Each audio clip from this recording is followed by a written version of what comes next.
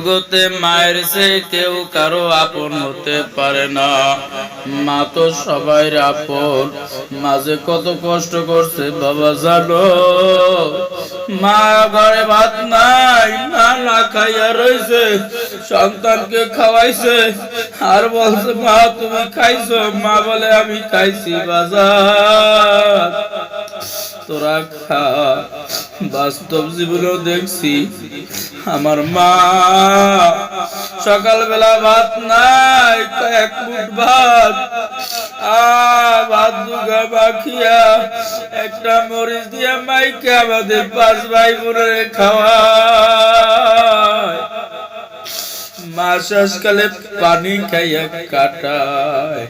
ও বাবা ওই মারে যারে কষ্ট দাও, ও বাজান, ও যুবক ভাই, ওই মারে যারা কষ্ট দাও আমার আল্লাহ কিন্তু মাফ করবে না।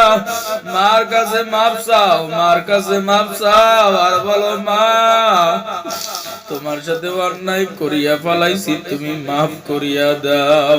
আমার মা আমাদের জন্য কি করছে আল্লাহ, 10 মাস 10 দিন গর্ভে ধারণ করছে। ওই মাকে এত কষ্ট দে আল্লাহ, তুমি আমাদের মা বাবাকে মাফ করে দাও। মা বাবার খেদমত করার তৌফিক দিয়ে দাও, মা বাবার কথা মতো চলার তৌফিক দিয়ে দাও।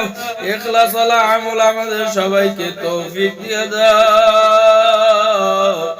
আল্লাহ, ইখলাস ওয়ালা আমল করার তৌফিক দাও। এই দুনিয়ায় শান্তি ও আখিরাতের মুক্তির ব্যবস্থা করে দাও।